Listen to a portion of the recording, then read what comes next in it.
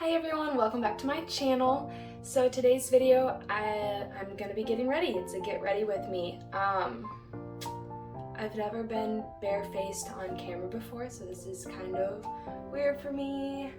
You might see me looking this direction a lot. That's where my mirror is. So first I kind of want to talk about makeup and how your skin is different during pregnancy. This is my first pregnancy if you're new here, so you might not know that. I don't know a lot about skin. I've always had acne. You can probably see some acne scars that I've had. Before I got pregnant, I actually went through 8 months of Accutane, which is a very, very strong dose of vitamin A that you take orally, and I took it every single day for the 8 months, and it internally goes in and shrinks your pores.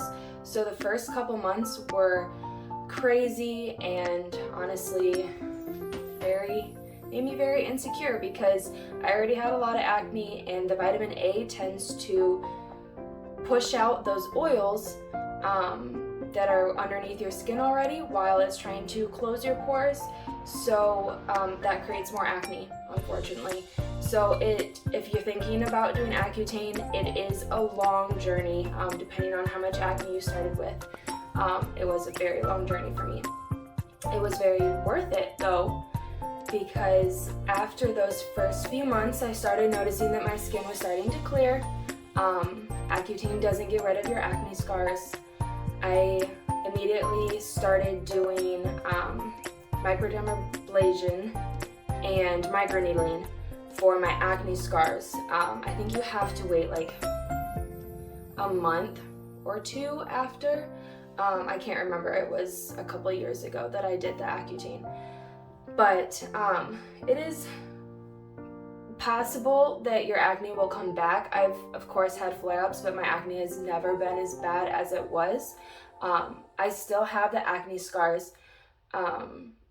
I stopped doing microneedling because I was trying to get pregnant. I didn't know really how chemical peels and microneedling, which I was kind of switching back and forth, would affect the early conception. So I just stopped it.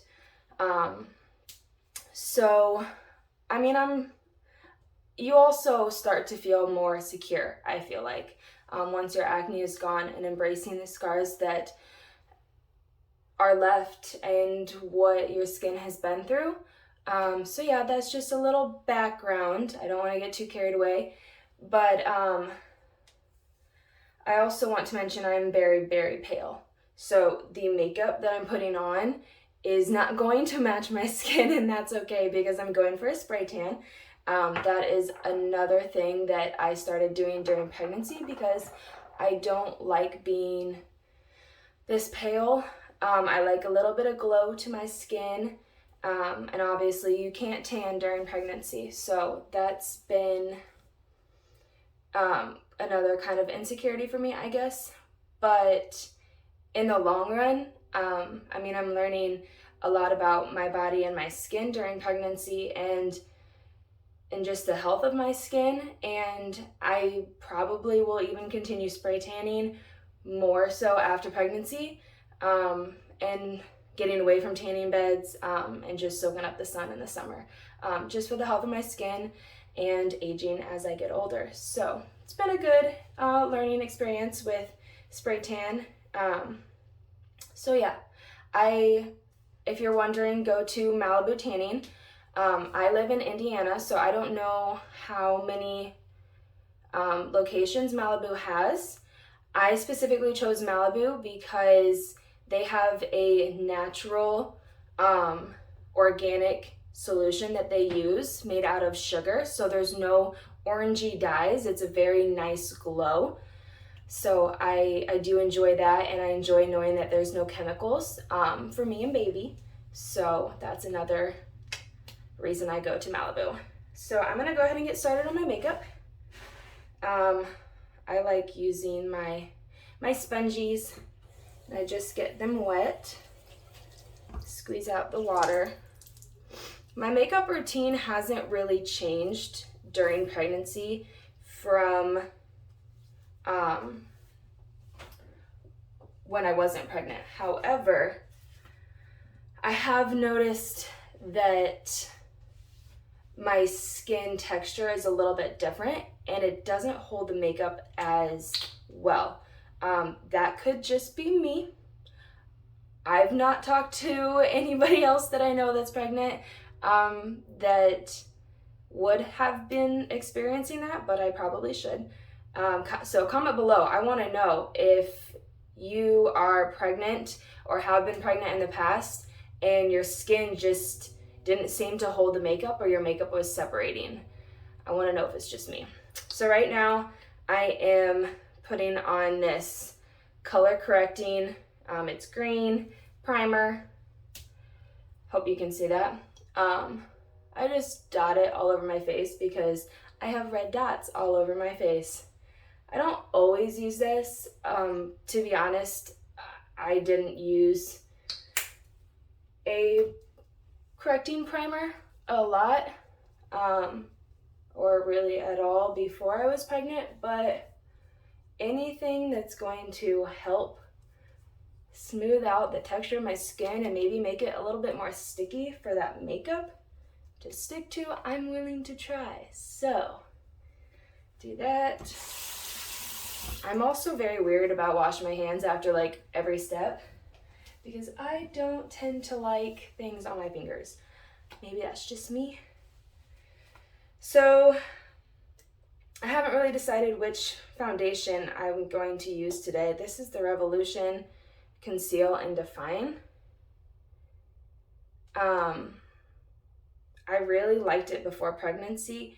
It's just one that doesn't seem to stick very well. This one, Foera, I honestly don't know how to say that. It says it's lightweight feel. It is more of a lightweight feel once it dries, but it's kind of, honestly, in my opinion, cakier. There's little left, so it doesn't even pump anymore, so. But since it is a thicker foundation, I feel like it does stick to my skin better. So I might show you guys a little bit of both and just show you, like, so this, I just put on a layer of it. It's almost gone too.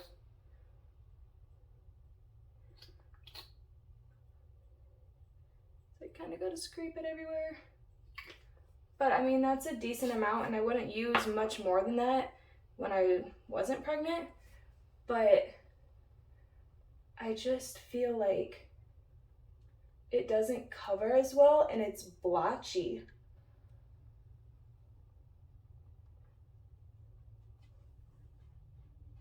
She's gonna spray tan my neck, but I still like to bring it down a hair. You might be wondering why I'm doing my makeup before my spray tan. I don't ever get my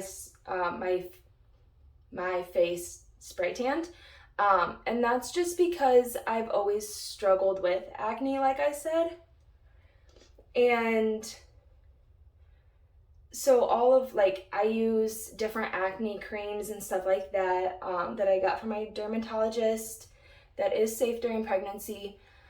And when you have those acne solutions on your skin, I mean, it already is changing the texture of your skin. So the spray tan doesn't really stay to my skin, and I'm using face wash twice a day.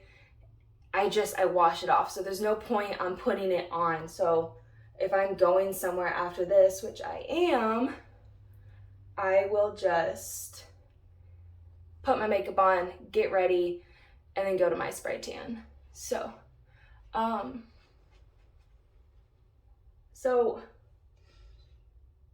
like, I don't know how well you guys can see, but I try to pat it and blend it, and it's just not, like, you can still see some of like the green, and like most oftentimes I'll put another layer on and it's like okay, but this never used to do this before I was pregnant.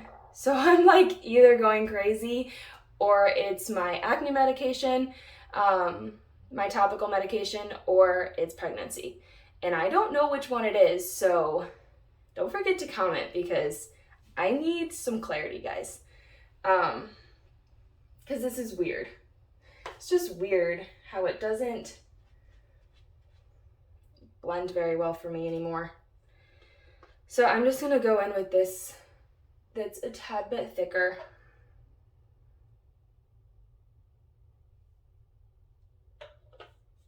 And stickier, so I feel like it sticks to my skin better.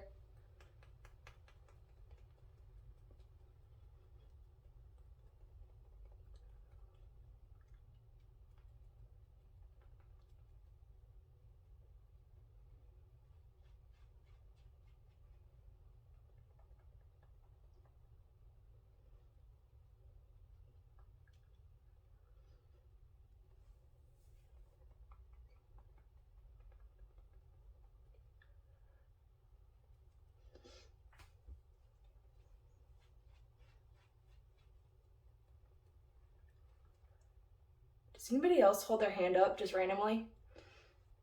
I always like think about it while I'm doing it and I have to put it down because I feel like a weirdo even though I'm alone, but I'm not alone. Okay, so this just really added the extra coverage that I was wanting. And you can't see any of the green anymore. I hope you guys can tell. So yeah. I don't normally mix them, but I'm not mad at the mixture, honestly. Maybe a little bit right here. I always struggle to get my jawline and like blend it in. Like, I don't know if any of you have watched the new Ginny and Georgia Netflix series. I'm definitely guilty, and don't quote me on exactly how she says it, but Georgia, the mom, always says if they can tell that you're wearing makeup, like if they can see the line, that's it. If they can see the line from where your face ends and your makeup begins, then you're doing it wrong. Something like that. And it just cracks me up, honestly. Oh, I didn't show you what this was. So this is Airspun Loose Face Powder. I bought it before pregnancy, but honestly, it's been really helpful. I normally use a brush to like powder over, but I've noticed, especially with like this thicker foundation, and during pregnancy, just patting it on and letting it bake, as the influencers would call it. I am definitely not a makeup guru. Keep this in mind. I just don't like all the powder in my face. But I just let that sit on my face. It melts into the makeup and I feel like it helps my makeup stay better than just brushing on some random powder. Again, with the hand washing. Okay. So while that sits, I also wanted to talk about, this is Lash Therapy from Hello Skincare. And I like to just dab it on the tops and the underneath layer. It's supposed to help your eyelashes grow. I personally think that when I totally keep up with it, like every day or at least every other day, I definitely see growth in my eyelashes. I stopped for a while because I was wearing fake eyelashes, I got the fake eyelashes from Flutter Habit. You should check them out if you are interested in fake eyelashes, like an at-home style, because I don't like to pay for fake eyelash services, but I like the look of it, and mostly I just absolutely hate putting on mascara. It just takes extra time, and taking off the mascara is really annoying to me. So being able to go to bed in these fake eyelashes and wake up and I'm good to go, that was like key for me. They say they last 5 to 7 days, depending on how well you put them on. I definitely made them last more towards the 7 days, but I did notice that towards, like I'd put them on a Sunday, and then like towards Friday and Saturday, they would kind of start to like just not be as like spread out and pretty. They kind of like clump together just a hair. So I'd try to like pull them apart a little bit without pulling them off. But I got better as I kept wearing them. I stopped wearing them because I wanted to give my eyelashes a break. And then I found this mascara from Thrive Cosmetics, which I'll show you. And I really like it because it's not like typical mascara, which I'll talk about when I do my mascara. So, for me, I don't leave this on too long. You can already kind of probably tell that it's not as like white. Over here, it kind of is because probably put too much on, but I'm gonna go ahead and just dab that in because I haven't eaten breakfast and I'm hungry. So just dab it on, finish the process for it melting in. And I don't know if you guys like use these sponges, and if you do use them, if you like make them wet, but I love it. Okay. So now I will do my mascara. So this is the Liquid Lash Extensions Thrive Cosmetics. And what I like about it is it has the little, like, you can't even tell. It looks like normal mascara, which is crazy. But there's little like fibers in here, and they help extend your natural eyelashes. And what I absolutely love about it is when I'm taking my mascara off, I don't get the like raccoon looking eyes because my mascara is like smudged everywhere. Like this literally comes off in clumps. Like I will wet my eyelashes and just let them sit for a second with just water. And then I just close my eyes and gently pull off the little fibers, and that's it. It's amazing. So I'm not gonna do my mascara on camera because we all know we look crazy. So give me a second. Back with my mascara done. So as you can tell, like I always get my mascara on the top. So I just take a little Q-tip and I just go through and kind of smudge it off. Ta-da! That's all. And then I'm using the ColourPop Stole the Show Super Shock highlighter. This is definitely a little loved.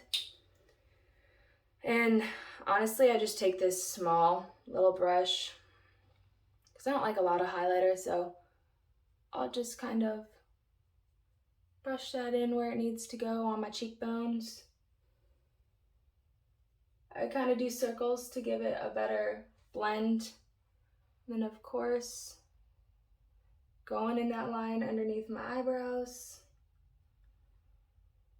I do a little dupe on my nose, a little boop up there.